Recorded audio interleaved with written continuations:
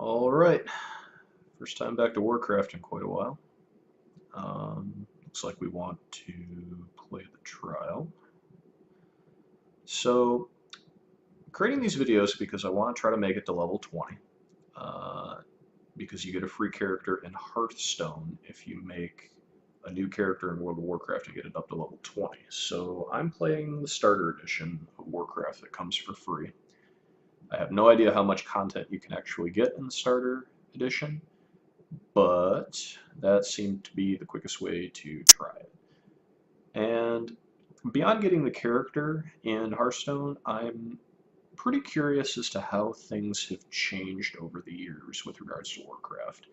I haven't played the game in 6 or 7 years since whenever Wrath of the Lich King ended, and didn't like the changes that I saw coming in Cataclysm and a few of the things that were going on with the game at the time, so I decided that was it. I canceled my account. I really haven't been back. I've had no desire to come back at all. Over the years, I've heard a few things about the game going in certain directions here or there. Some people complaining about it, losing subscribers, things like that. And I kind of wanted to make a series of videos on how it would be for a person who hasn't played the game in a few years to come back and what the impressions are.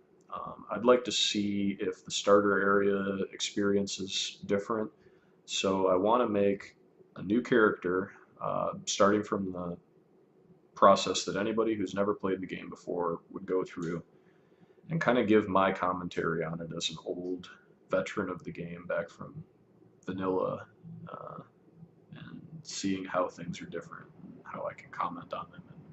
And, maybe it'll be an interesting YouTube experiment after all is said and done. So, taking a quick look at the character creation here, this looks a lot different than I remember it. Everything looks a little bit more 3D. The model looks better than I remember it looking. I think maybe they did some upgrades on that at some point. It used to be a lot more bare bones looking than this. I also noticed that humans can be monks and hunters, apparently. That never used to be the case back when I played, so they've made some changes to classes and what can be certain classes, it looks like.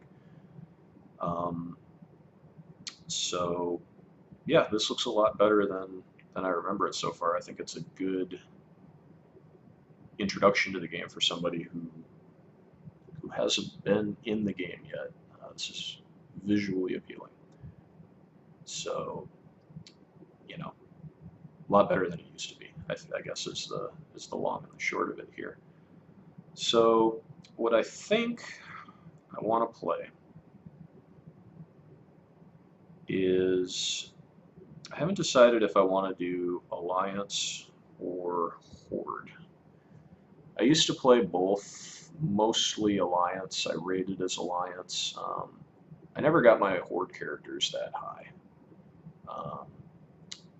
So I think in order to do a good comparison experience back to how the game used to be, I remember the Alliance starting areas and zones a lot better than I remember the Horde starting areas and zones.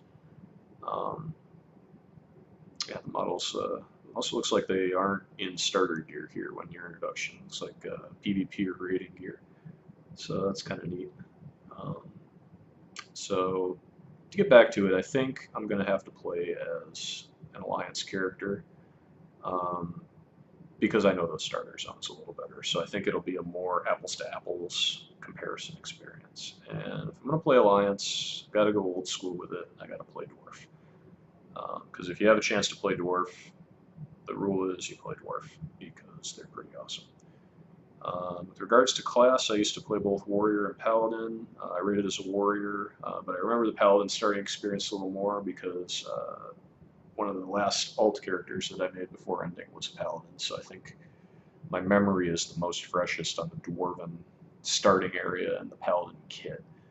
So let's see what our customization options are. I like this because it used to be you couldn't really see the main differences without kind of clicking through a scroll. It lets you zoom in a little bit on your face. don't know who actually looks at the face of their character after they create it, because it's usually hidden behind a helmet, so a lot of this stuff doesn't matter.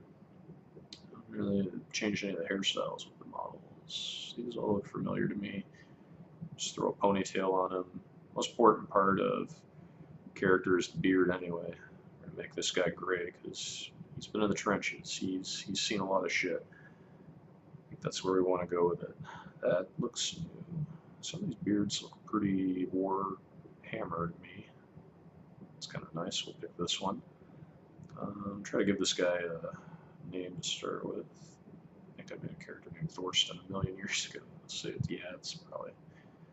Problem is any common name that I want to pick or whatever is probably taken.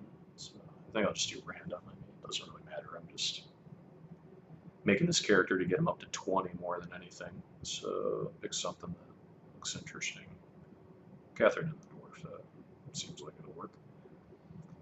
So I like this. This didn't quite used to be like this. I remember the background, I think, from Lich King. This used to kind of be the starting screen for dwarves and gnomes back then. So that hasn't changed too much, but your character kind of actively moving around like this looks a little bit different to me. So yeah, I think that'll be good for this first video here. I just kind of wanted to give my impressions of the differences in character creation. The biggest thing that I noticed with creating a dwarf is how easy it is to preview what your character is going to look like if you're into that. I also noticed that you were able to play a lot more classes than you were before. I don't remember dwarves being able to be mages or shamans or monks for that matter. It must have been a Panda expansion thing that allowed a lot of people to play monks. And maybe they opened up the classes a little bit, but it's definitely, you seem to get a lot more choices. There's a lot less restriction on class than there used to be. Whether or not that's a good thing or a bad thing, I mean, I don't know. I don't have a comment on that. I mean, it used to be, class balance used to be a huge thing back when I played, so giving people more options to play what they want probably isn't a bad thing necessarily.